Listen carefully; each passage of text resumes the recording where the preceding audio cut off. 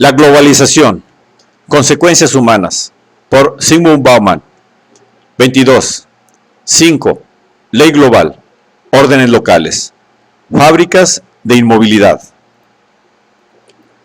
Bourdieu observa que el estado de California, elogiado por ciertos sociólogos europeos como el paraíso mismo de la libertad, dedica a la construcción y el mantenimiento de las prisiones un presupuesto que supera de lejos el total de los fondos públicos asignados a la educación superior. La cárcel es la forma máxima y más drástica de restricción espacial. También parece ser la principal preocupación y el centro de atención del gobierno por parte de la élite política al frente de la compresión espacio-temporal contemporánea. El confinamiento espacial, el encarcelamiento con diversos grados de severidad y rigidez, siempre ha sido el principal método de tratar con los sectores no asimilables de la población, difíciles de controlar y propensos a provocar problemas. Existían barracas para los esclavos, así como para los leprosos, los locos y los forasteros étnicos o religiosos. Los que tenían permiso para salir de la barraca debían llevar una señal visible de su lugar asignado para que todos supieran que pertenecían a otro espacio. A lo largo de los siglos, la separación espacial que conduce al confinamiento forzado ha sido una reacción visceral, casi instintiva, ante todas las diferencias, en particular aquella que no se podía o deseaba alojar en la red del trato social habitual. En su sentido más profundo, significaba prohibir o suspender las comunicaciones y por consiguiente perpetuar el extrañamiento. Esta es la función central de la separación espacial. El extrañamiento reduce, estrecha, comprime la visión del otro. Las cualidades y circunstancias individuales que tienden a aparecer vívidamente gracias a la experiencia acumulada del trato social cotidiano, rara vez aparecen cuando a éste se lo reduce o prohíbe. La tipificación reemplaza al conocimiento personal y las categorías legales destinadas a reducir la variación y permitir que se le ignore vuelven improcedentes la singularidad de las personas y los casos. Como observó Nils Christie, cuando prevalece el conocimiento personal en la vida cotidiana, es mayor el interés por enmendar el daño que la exigencia de castigar al culpable. Por furioso que uno esté con el culpable, no le aplicaría al caso las categorías del derecho penal, ni siquiera lo concebiría en términos de las categorías endémicamente impersonales de crimen y castigo, a las cuales se aplican las cláusulas de la ley, porque conocemos demasiado. En esa totalidad de conocimiento, las categorías del derecho son demasiado estrechas, pero ahora uno vive entre personas que no conoce y que difícilmente llegará a conocer. Antes era lo más natural abstenerse de recurrir a la letra fría de la ley si el acto que motivaba la furia aparecía tal como era, y no simplemente como otros actos de la misma categoría. Pero esto no se aplica necesariamente al muchacho desconocido que acaba de mudarse al vecindario. Y así, dice Christie, no es totalmente inesperado, aunque tampoco inevitable, que la sociedad moderna tienda cada vez más a interpretar como crímenes aquellos actos que considera indeseables o siquiera dudosos, y a castigarlos en la cárcel, o con la cárcel. Se puede afirmar que la tendencia a reducir la variación mediante categorías definidas por ley, con la consiguiente segregación espacial de las diferencias, probablemente acabará por imponerse. Ciertamente que aumenta su demanda a medida que, en las circunstancias modernas, la densidad física de la población supera de lejos su densidad moral y crece mucho más allá de la capacidad de absorción de la intimidad humana y los alcances de la red de relaciones personales. Pero también se puede invertir la conexión y sostener que la separación espacial que agrega vigor a la reducción es, a su vez, un importante recurso para prolongar y perpetuar la separación mutua en la cual se imponen tanto las operaciones reduccionistas como el efecto reduccionista del derecho criminal. Por eso mismo, al someterlo a condiciones de extrañamiento forzado vigiladas y perpetuadas por fronteras espaciales rigurosamente supervisadas, al mantenerlo a distancia y prohibirle el acceso comunicativo regular o esporádico, se mantiene al otro en su forma de forastero. Se lo despoja de su singularidad individual, personal, de lo único que impide los estereotipos y supera o mitiga el impacto reduccionista de la ley, incluso del derecho criminal. El aislamiento total aparece como un ideal, hasta ahora remoto, que reduce al otro a la personificación pura de la fuerza punitiva del derecho. Entre los ejemplos más cercanos al ideal se hallan ciertas prisiones norteamericanas con tecnología de punta, como la de Pelican Bay en California, el estado que, en la irónica caracterización de Nils Christie, promueve el crecimiento y la vivacidad, y por ello prevé tener 8 presos por cada 1000 residentes para fines de siglo. De acuerdo con una entusiasta nota de Los Angeles Times del 1 de mayo de 1990, la cárcel de Pelican Bay está totalmente automatizada y diseñada de manera tal que los presos no tienen casi ningún contacto cara a cara entre ellos o con los guardias. Aquellos pasan la mayor parte del tiempo en celdas sin ventanas, hechas de bloques de hormigón y acero inoxidable. No trabajan en talleres en la cárcel, no tienen acceso a recreaciones, no tienen contacto entre sí. Los mismos guardias están encerrados en garitas de control de vidrio, se comunican con los presos por medio de parlantes y rara vez o nunca aparecen a la vista de estos. La única tarea de los guardias es asegurarse de que los presos permanezcan en sus celdas, es decir, en un estado de ceguera e invisibilidad, incomunicados. Si no fuera que comen y defecan, uno confundiría sus celdas con ataúdes. A primera vista, el proyecto de Pelican Bay parece una versión actualizada, de alta tecnología del panóptico, la encarnación definitiva del sueño de Bentham del control absoluto por medio de la vigilancia total. Sin embargo, la segunda mirada revela la superficialidad de la primera impresión. El control panóptico cumplía una función importante. Sus instituciones eran concebidas ante todo como casas correccionales. Su propósito aparente era retirar al preso del camino de la perdición moral que había tomado por propia voluntad, o al que se había visto arrojado sin culpa suya. Inculcarle hábitos que le permitieran volver al redil de la sociedad normal, detener la podredumbre moral, combatir y vencer la pereza, la ineptitud, la falta de respeto por las normas sociales o la indiferencia hacia ellas. Todos esos males que se sumaban para volverlo incapaz de llevar una vida normal. Eran tiempos de la ética laboral, cuando el trabajo duro y constante era tanto la receta para una vida piadosa y meritoria como el patrón fundamental de la vida social. En esa época, el número de pequeños agricultores y artesanos incapaces de ganarse la vida aumentaba inconteniblemente, mientras las máquinas que los habían despojado de los medios para ello aguardaban en vano las manos dóciles y complacientes que las sirvieran.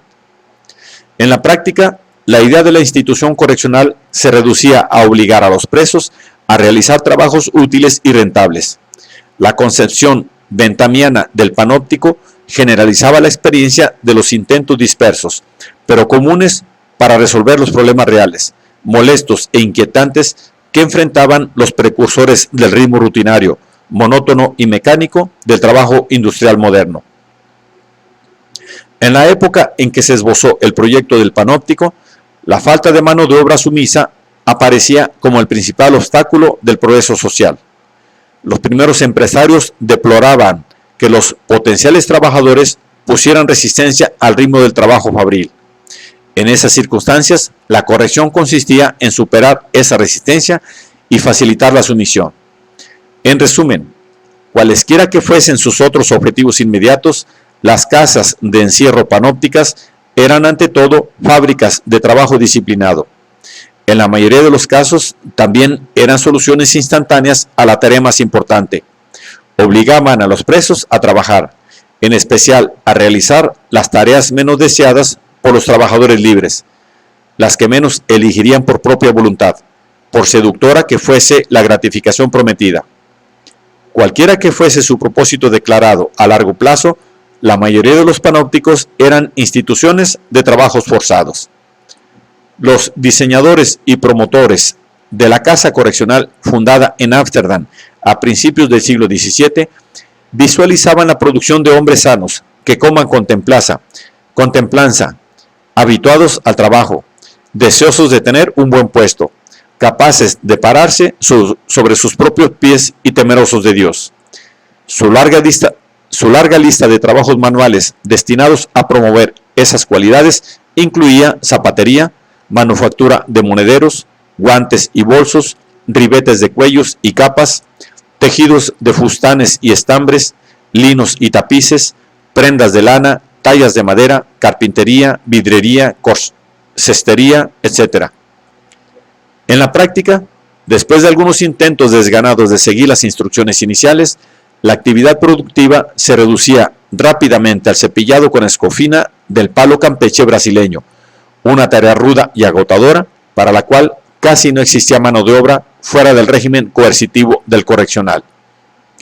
¿Lograron las instituciones correccionales, en sus diversas formas, sus fines declarados de rehabilitar a los presos, reformarlos moralmente y darles una capacitación para desempeñarse en la sociedad? La pregunta, controvertida desde el principio, se discute aún hoy. La mayoría de los investigadores consideran que, a pesar de las buenas intenciones, las condiciones del confinamiento rigurosamente vigilado en los correccionales obraban contra la rehabilitación. Los preceptos explícitos de la ética del trabajo no coinciden con el régimen coercitivo de las prisiones, como quiera que se las llame. La opinión meditada, bien fundamentada y respaldada por una exhaustiva investigación del noruego Thomas Mathiesen, eminente sociólogo del derecho, es que durante toda su historia, en la práctica, la cárcel nunca rehabilitó a la gente ni condujo a su capacitación. Lo que sí hizo, en las palabras de Donald Klemmer, fue penitencializarla, es decir, alentarla u obligarla a adoptar hábitos y costumbres típicos del ambiente penitenciario, y solo de este, totalmente distintos de los patrones de conducta promovidos por las normas culturales predominantes en el mundo extramuros. Penitencializar es lo contrario de rehabilitar y el principal obstáculo para capacitar. Sin embargo, lo que nos interesa destacar es que, a diferencia de la época en que se inauguró la Casa Correccional de Ámsterdam, ante el aplauso de los eruditos, en la actualidad el problema de la rehabilitación no se destaca por lo controvertido, sino por su importancia cada vez menor. Es probable que muchos criminalistas reiteren aún durante un tiempo las consagradas cuan irresueltas querellas de la ideología penal, pero el punto de partida más fecundo es precisamente el abandono de las declaraciones de intención rehabilitadora, sean sinceras o engañosas, en el pensamiento contemporáneo de los profesionales del sistema penal. Los esfuerzos para hacer trabajar a los presos pueden ser eficaces o no, pero solo tienen sentido si les esperan puestos de trabajo y cobran ánimo del hecho de que el trabajo los aguarda con impaciencia. La primera condición casi nunca se cumple, la segunda brilla por su ausencia. El capital, antes ansioso por absorber la mayor cantidad de mano de obra, reacciona nervioso ante noticias sobre la reducción del desempleo. Sus plenipotenciarios en la bolsa de valores gratifican a las empresas que despiden personal y eliminan puestos de trabajo. En estas condiciones, el encierro no es una escuela de capacitación laboral ni un método alternativo para aumentar por la fuerza las filas del trabajo productivo cuando fallan los métodos voluntarios habituales y preferidos para introducir en la órbita industrial las categorías renuentes y revoltosas de los hombres sin amo. En las circunstancias actuales, es una alternativa al empleo, un método para neutralizar o deshacerse de una parte importante de la población a la que no se necesita como productora ni para el cual hay trabajo al que deba ser devuelta. Hoy se ejerce presión para deshacer los hábitos del trabajo permanente, cotidiano, constante y regular. ¿Qué es, si no, el trabajo flexibilizado? La estrategia preferida es que los trabajadores olviden, no aprendan, todo aquello que debía enseñarles la ética del trabajo en la edad de oro de la industria moderna. El trabajo verdaderamente flexible solo se concibe si los empleados actuales y del futuro próximo pierden sus arraigados hábitos de trabajar todos los días, por turnos, en un lugar y con los mismos compañeros de labor.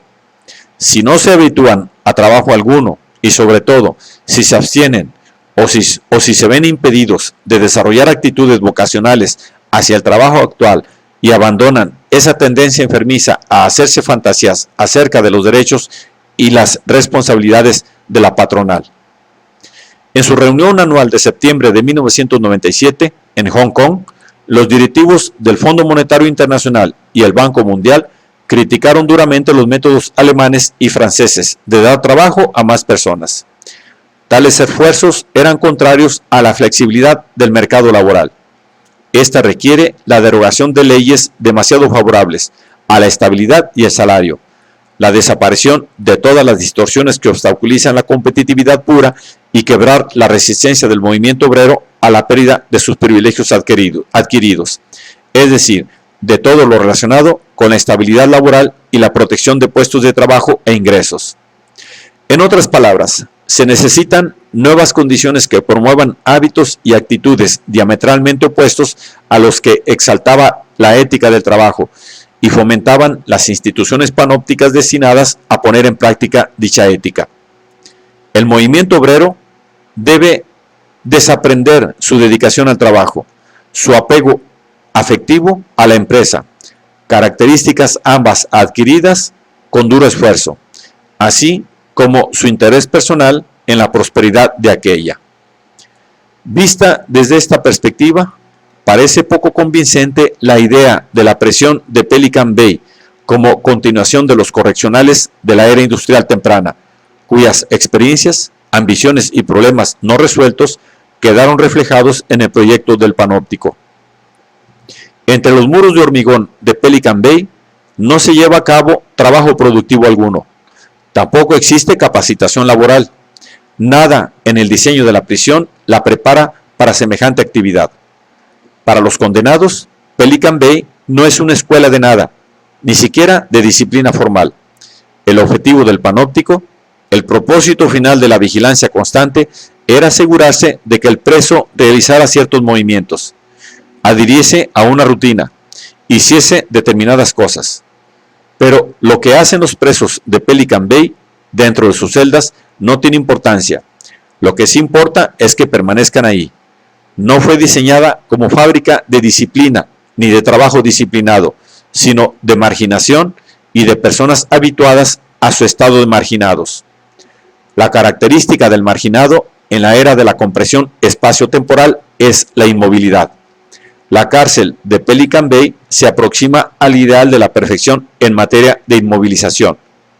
Si los campos de concentración fueron los laboratorios donde la sociedad totalitaria exploró los límites de la sumisión y la servidumbre humanas, si los correccionales panópticos permitieron a la sociedad industrial experimentar con los límites de sumisión de la actividad humana a la rutina, la cárcel de Pelican Bay es un laboratorio de la sociedad globalizada o planetaria, al decir de Alberto Melucci, donde se estudian técnicas de confinamiento espacial de los rechazados y de los desechos de la globalización y se exploran sus límites.